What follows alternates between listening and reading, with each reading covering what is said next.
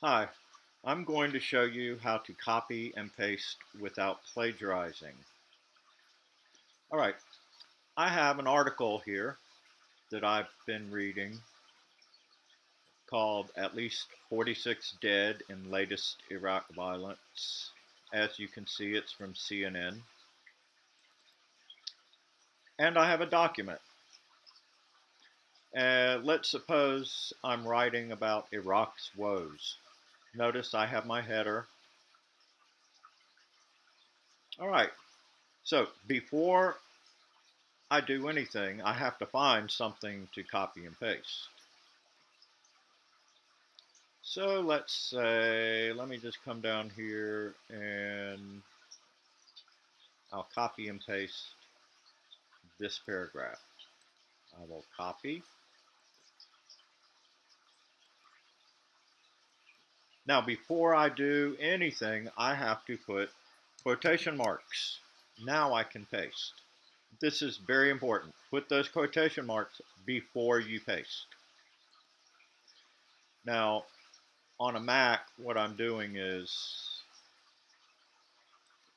I want what I paste to be formatted like everything else in the paper. You'll find this on the PC with the paste icon that has the A on it. All right, there I pasted it. Now I want to get rid of that period and put end quotation marks and then parentheses and a period. What goes in those parentheses? The author's last name. Here we have two authors. So we have Pearson and Arif. So I want to give them both credit, so I'm going to put both their last names, Pearson and Arif. And I want to make sure they're spelled correctly. Pearson and Arif. Pearson and Arif. Is it Arif? Yes. Always double check. You do not want to misspell the names. Ta-da! Not plagiarized. Now, what happens? Sometimes you'll come across an article that has no author. So let's assume this has no author. In that case, you use the first two words of the title. So if there were no authors,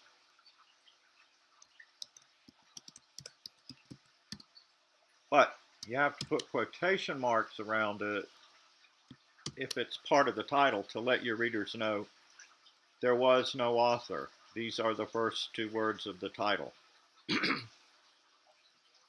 Okay?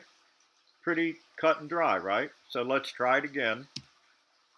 I know I'm going to copy and paste something, so I'm going to go ahead and put my quotation marks. Let's find another article.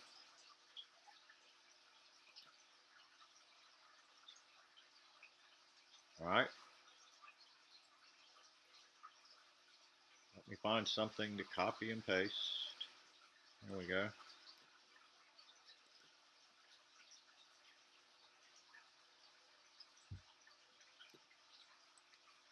Let me copy. Actions. They speak louder. We like that. Not just because we're doers. Because Sorry about that. All right, now I'm going to paste what I just copied.